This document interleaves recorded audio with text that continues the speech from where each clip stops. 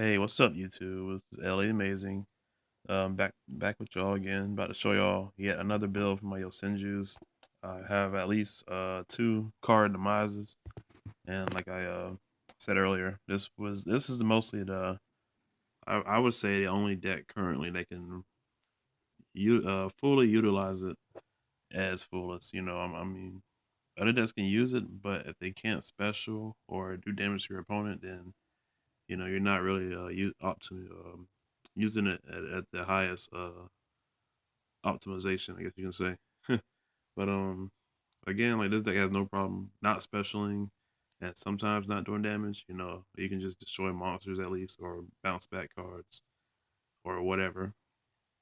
But for the most part, you'll definitely be getting your +3 once you empty your hand with summons and possible sets of spell and traps that you can, hopefully.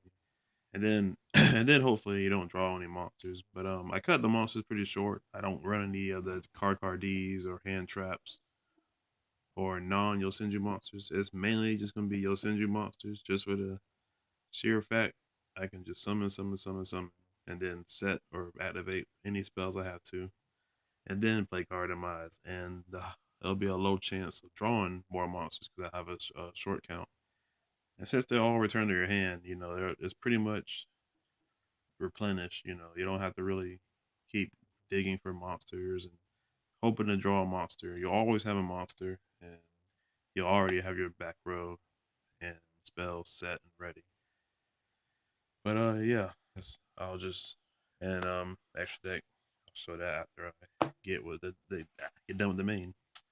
But for standards, of course, common number one, three of them, just so you can bounce back face up cards and all that good stuff. Common number two, he allows you to attack direct, but damage he deals will be half.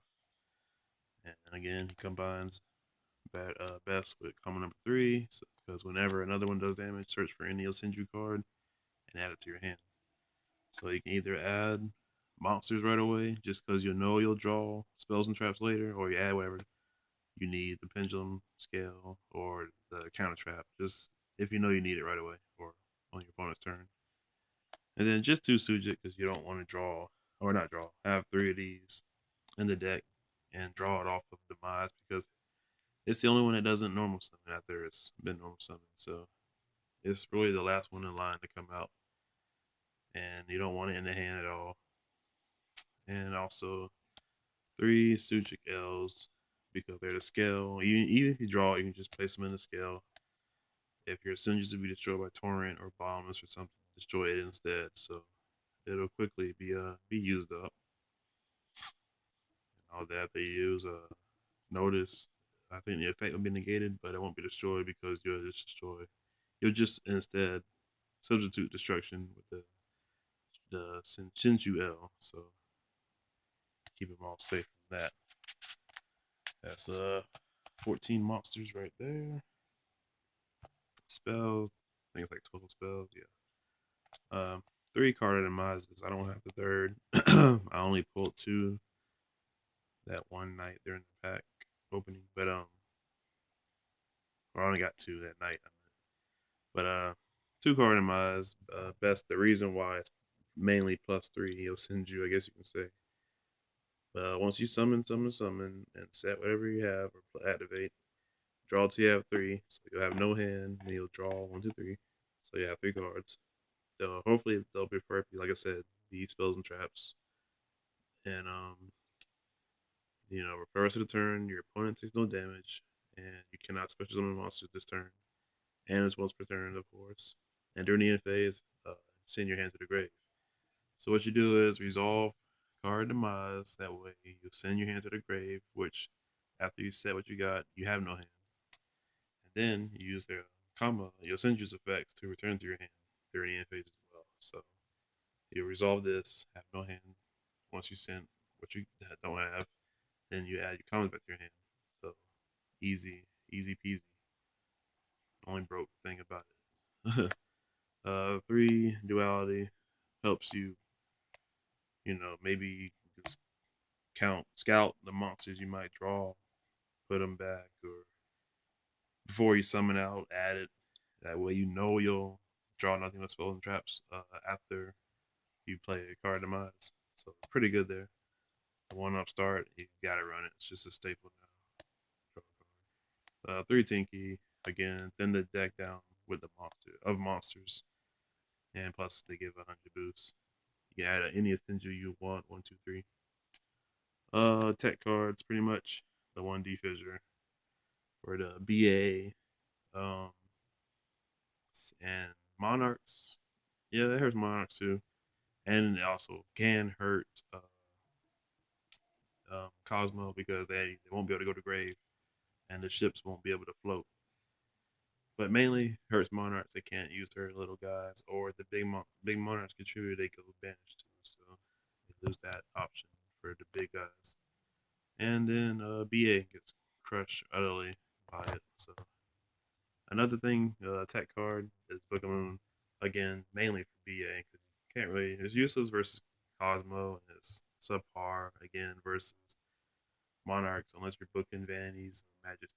Mainly Majesties because that really hurts you. That hurts you a lot. So it's out the Majesty and nothing to do. You can't really mess with Cosmo like that. But against the BA, book whatever BA you don't want them to have up, and they'll start self-destructing themselves. Or you can easily slow them down for their rank 3 play for that turn. So yeah, that's it. With that, it's like 12 spells and 14 traps. Since it's you're pretty much that's all you want to draw to keep in the game and hurt your opponent. Three secret. Oh, again with the spells. Only thing that's really playable is Book of Moon and the Defissure. Everything else is like draw, search, and draw. So all the spells are mainly like your support spells, really. Now the traps. Three secret moves, of course. I'm pretty sure you'll have the scales in the zones up, so you can be able to negate stuff. If you can't special, you're damn you pretty much just have your Yosenju. So it'll always be live.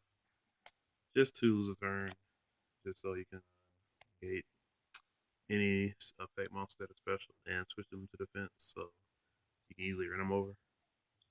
The one macro stops hurts everything, especially monarchs because they need spells and graves, spells and traps in the grave. Cosmo with the chips and BA of course need to be in the grave to even activate, along with the um, Phantom cards. So you definitely need this for that deck. Emptiness, everything. Just kind of slows down Monarchs. It really hurts Cosmo and BA as well. Blazing Mirror Force, you might be wide open, so deal a little bit of damage to yourself, but clear your opponent's board of their monsters. Torrent, same thing. Wipe the board. Boundless, wipe the board. Time Space, same thing. Stop their summons. Pay a measly 1,000 or two. And I don't have a not Refugia trap tricks, but that's what you would run if since you're running at least two of the bottomless, two poles, travels, two Grand Horn just to stop any synchro or seed, ghost in the main phase, or whatever, or in phase. They're in main phase two already, and then they draw a card, sure, but won't help them in the new phase. And then round it off, Solemn Warning stops everything, stops summons. I mean, but yep, it's like 16 traps. It's a lot, but kind of what you need to hinder the opponent a lot. And extra deck, like I said, refuse the tricks, but I don't have any. Two giant hands, so you can make it two Chidori, two cavalry, easily burn. Um, that's gonna come out once I get the trap tricks. Utopia for now, but Dark Rebellion, Karagorgon, Ragnar Zero, Super Quantum Mech, just Book of Moon monsters, Tiger King to get the Tinkies, 101, Castel, and Abyss Dweller. But yeah, that about wraps it up. That's really it. That's all I really wanted to show y'all. Just the +3 of Senju, I guess you can call it. Just demise. random Yosenju, something like that. But yeah, that's really it. YouTube. Just wanted to show you all that deck profile on this. Let me know in the comments down below. Again, I know it's not a meta deck, but for those who probably can't afford a deck, um, they want to play with something different, like I'd like to do sometimes. Don't mind, don't matter. It doesn't hurt to play anti-meta sometimes. Just if you pretty much you can win it. It's all luck, regardless. They can open bad, you can beat them. They can open good, and you can beat them. So it's whatever. I encourage you to use anything, regardless of it being meta or not. You don't have to be just a tier four all the time or whatever, or low tier hero. But that's really it. Leave a comment down below what y'all think. If it's a good idea or not. Let me know, and I'll hit y'all up later.